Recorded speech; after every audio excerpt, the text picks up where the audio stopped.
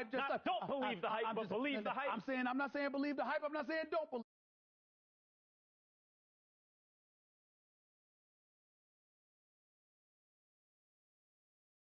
Negative max. You are negative I may max. poo-pooed a little bit. Maybe.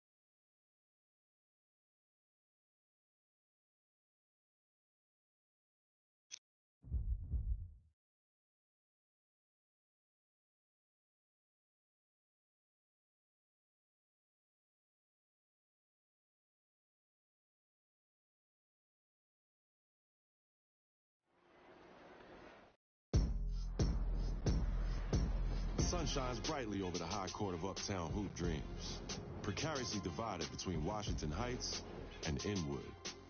Between the whistles and beneath the project towers is where a young Lou Alcindor changed from a boy to the prototypical big man, perfecting the skyhook and agility unprecedented.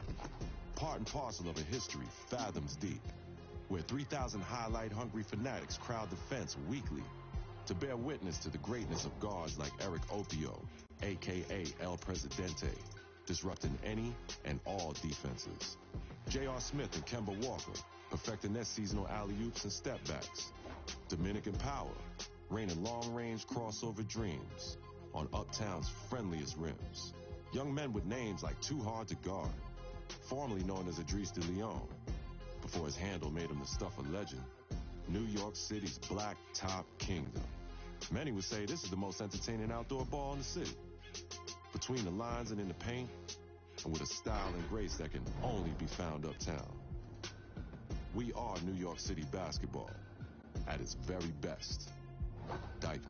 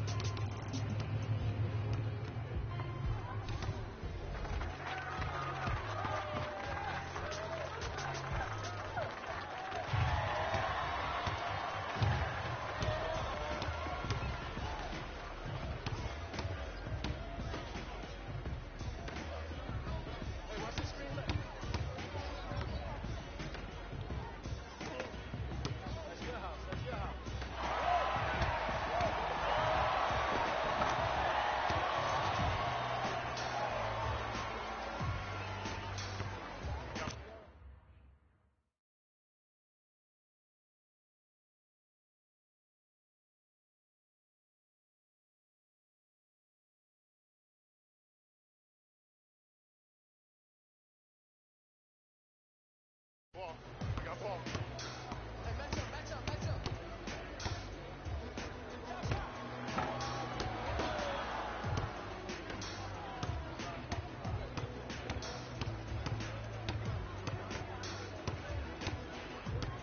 Watch that cut.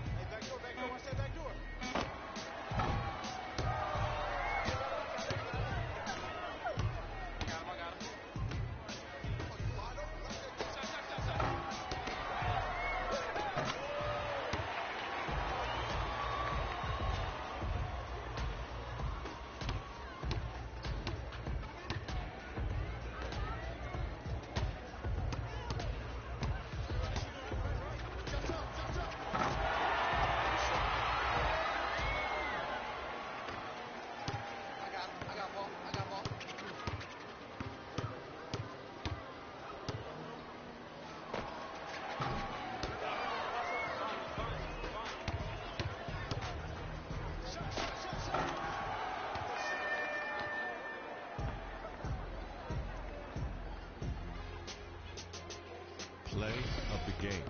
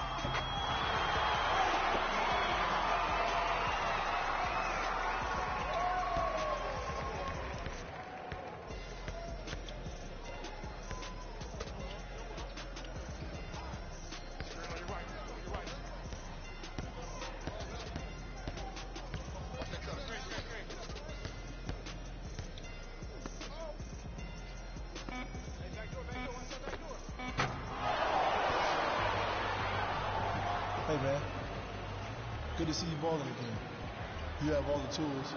Just keep working hard and play your game. I'll be watching you this year and gunning for you in the NBA draft. Play of the game.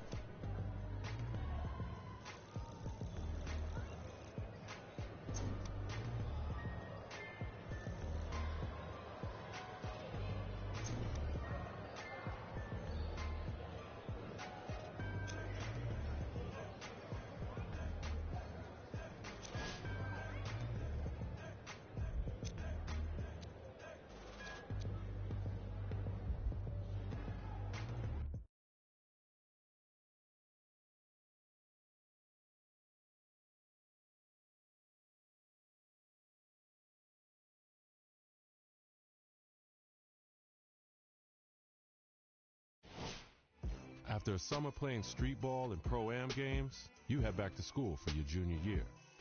From the first week on, you have a spectacular season. You mounted an incredible comeback that few thought was possible. The reporters, the scouts, and the coaches all see your potential. Not only the potential to play in the NBA, but the potential to be a star in the league. And at the end of the season, there's little doubt about where you're headed next.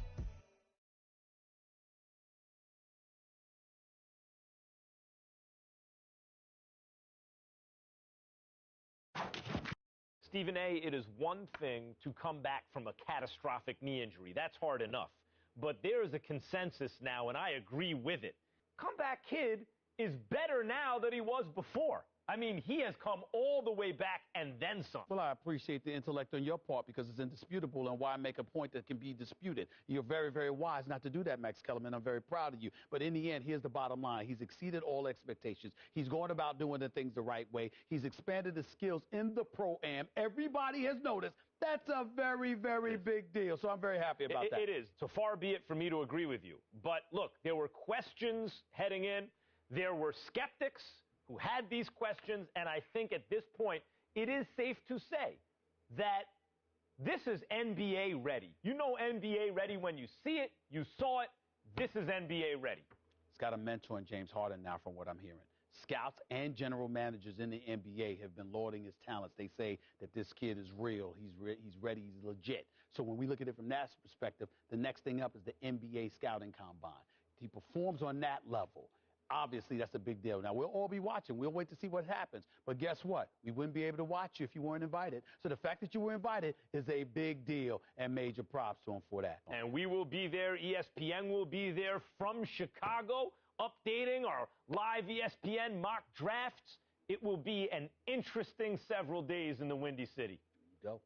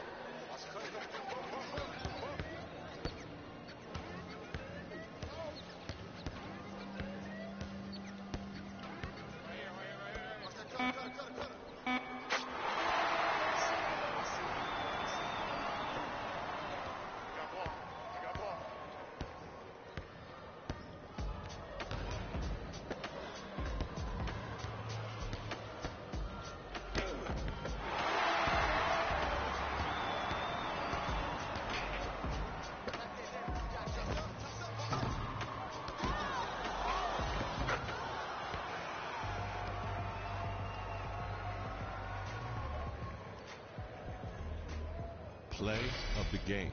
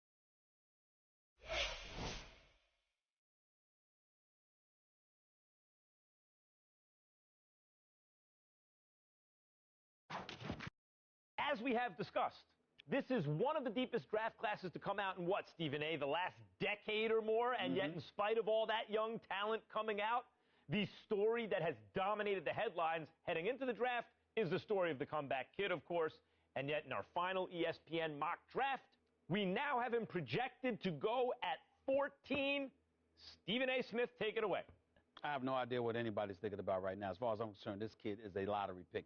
I'll admit the combine performance was less than stellar. There's no denying that. But it doesn't usurp what he did his junior year. And then you combine that with the adversity that he's faced and everything that he's had to overcome. I say give the kid credit where credit is due. I'm going to repeat myself and be a bit redundant here. I think the kid has heart. I think he's the steal of the draft. And I clearly believe that he is a lottery pick and he should be no less by anybody. The kid has heart. There's no doubt about it. But now we've seen how he performs against or compared to other NBA caliber talent. And you know what? It gives me no pleasure to say this. You sure? Yes. You sure? No. You look pretty happy saying it. No, I'm rooting for the kid. You sure? Yes. I hope his mama's watching. I mean, come on. As Puff said, what do I say, Stephen A.? I tell it like it is. You tell it how it might be. I'm just telling you how it is. I got you. Water finds its level. I think we got him right. I hate to say it. I think we got him right. You know, I'm not going to argue with you about this. I am not going to engage in a back and forth with you with just a little soliloquies on this matter. What I'm going to do instead is let you talk. I hope you keep talking. Keep on talking right now, because all I'm going to do is say to them, run the tape over and over and over again. And when this kid goes out and proves you out for the blasphemous individual that you are, you're going to have to apologize on national television. And I'm just going to sit there and say, roll the videotape. It will give me pleasure to apologize if I'm wrong. I'm usually not. But I got tape on you too, my friend. And on that note, I never asked for the tapes to be erased, unlike some people I know. Are you ready for this? Because I'm ready. I'm always ready. And we're ready for the NBA draft. I'm always ready.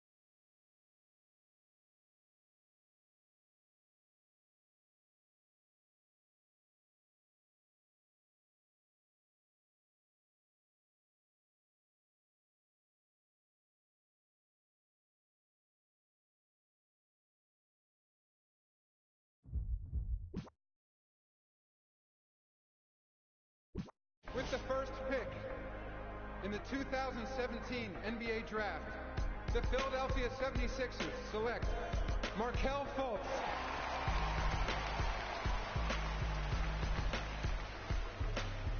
With the second pick in the 2017 NBA Draft, the Los Angeles Lakers select Lonzo Ball.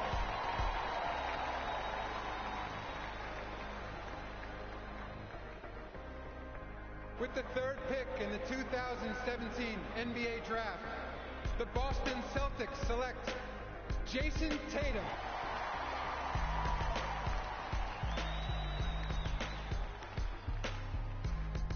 With the fourth pick in the 2017 NBA Draft, the Phoenix Suns select Josh Jackson.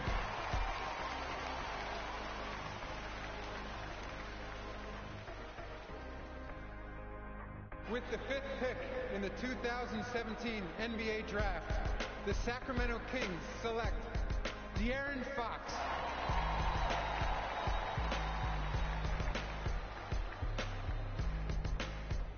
With the sixth pick in the 2017 NBA Draft, the Orlando Magic select Jonathan Isaac.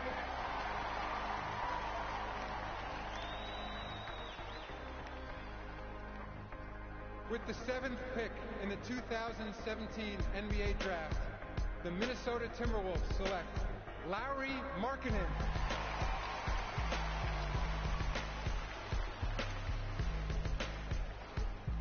With the eighth pick in the 2017 NBA Draft, the New York Knicks select Frank Ntilikina.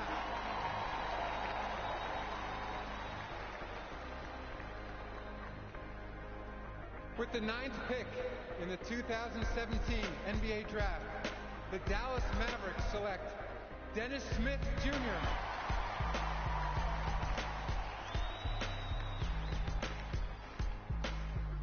With the 10th pick in the 2017 NBA Draft, the Sacramento Kings select Zach Collins.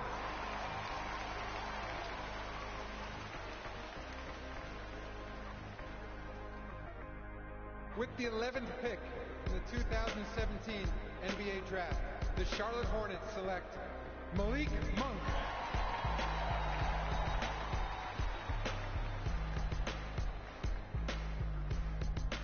With the 12th pick in the 2017 NBA Draft, the Detroit Pistons select Luke Kennard.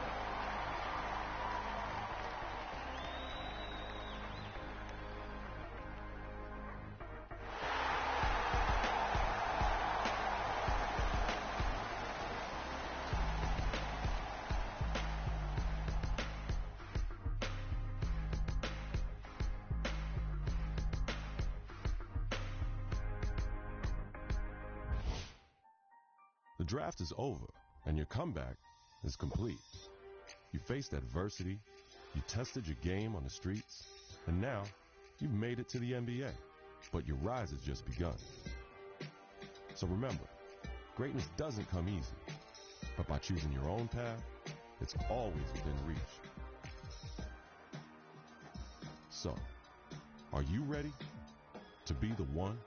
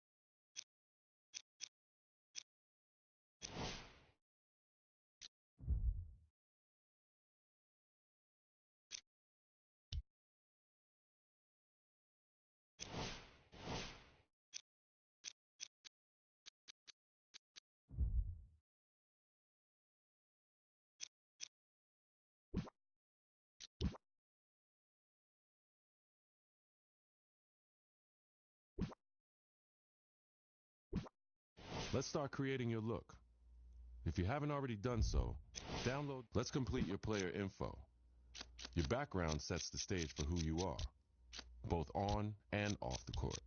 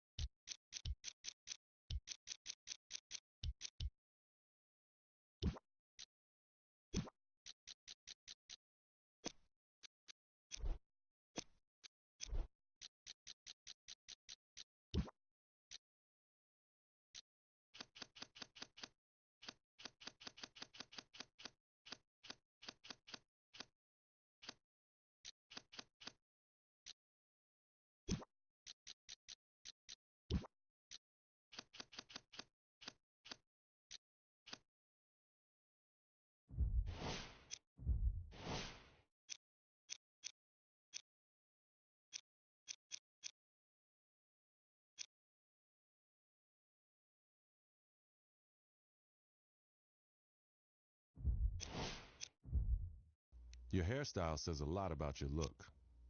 Let's choose yours.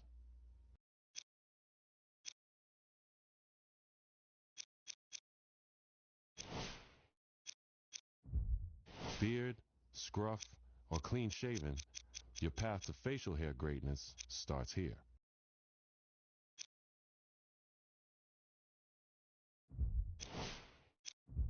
Now it's time to decide what kind of player you want to be. First, let's choose. Now, let's define your style of play. This will determine the impact you have on the court. Now, it's time to choose your player's height and weight. Every choice you make here will affect your player's physical capabilities, both good and bad. So choose wisely before you lock in.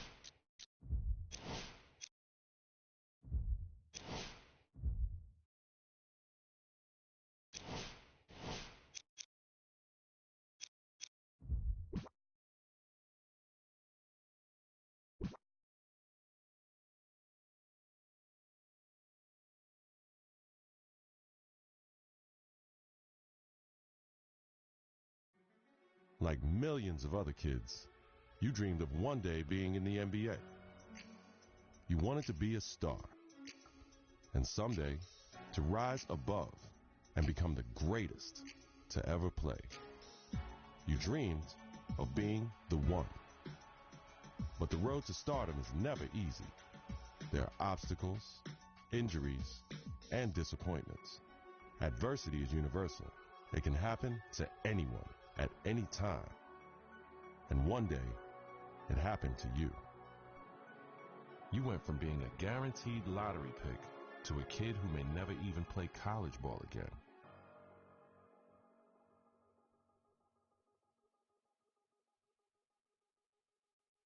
Now, look, it's always bad to hear about injuries, especially to college kids, of course. Yeah. But Stephen A. Smith, this one is particularly disheartening because we are 2 weeks into the season and one of the top NBA prospects in the country goes down potentially with a season-ending injury, a knee injury. That's a killer. I couldn't agree more. When I heard he was carried off the floor today, all you can do is find yourself hoping that he'll make it back. That's the bottom line. But my heart goes out to him because I didn't expect this. This is a devastating injury. It's never good to have something like this happen to you. The team doctor broke the news. Torn ACL, sprained MCL, and a torn meniscus. Surgery was scheduled, but your game will likely never be the same. At the 2016 NBA draft, your name is still mentioned. Not as a prospect, but as a cautionary tale.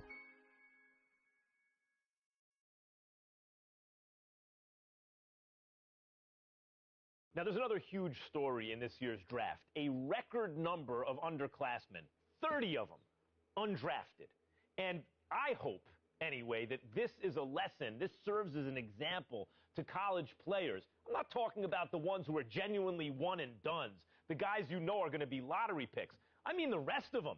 They're not sure shots. You're not sure they're going to be lottery picks.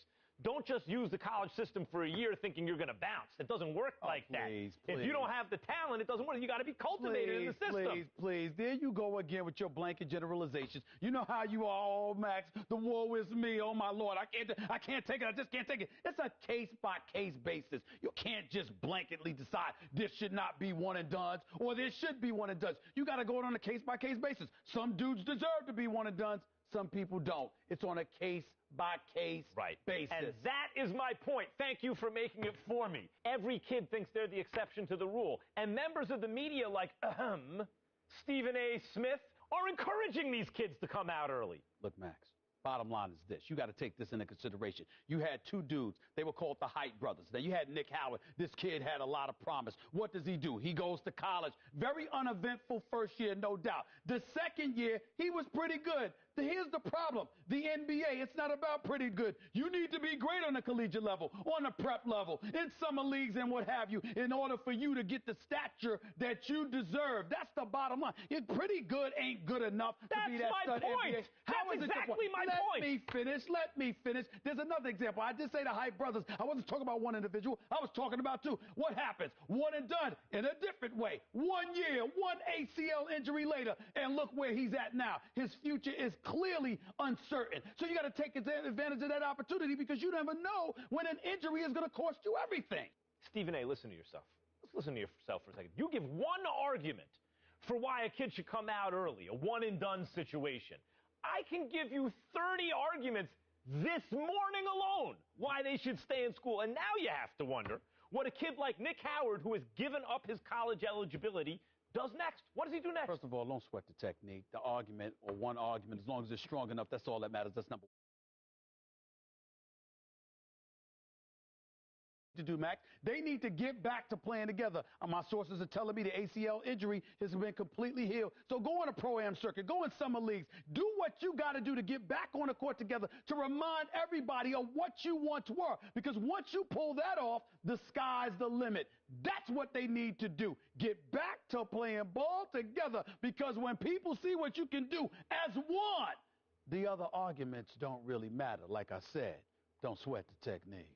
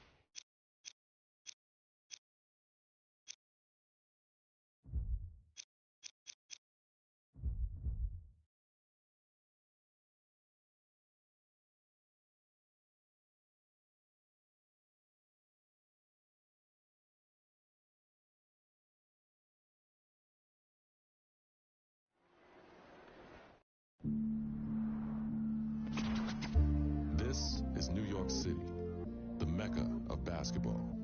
The original Rucker League began here in 1947. 9 years later, the tournament found a permanent home uptown at PS 156 Playground. Those early Rucker days showcased talents like Lou Alcindor, Wilt the Stilt, and Earl the Pearl. It's also where Julius Erving became the Doctor. In 1974, the park was respectfully renamed Holcomb Rucker Park in honor of the tournament founder. Now, many have influenced the growth of the Rucker since, but none more heavily than the late, great Greg Marius, founder of the EBC. Many would argue that the Ruck is the birthplace of true street ball and the crossover dribble. Considering New York City's penchant for flashy guard play, there are few who can challenge that.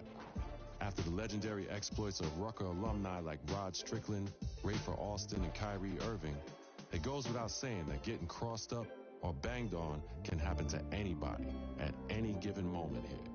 It's no wonder that this unassuming uptown playground has become the most widely recognized street ball court in the world. Rucker Park, Harlem.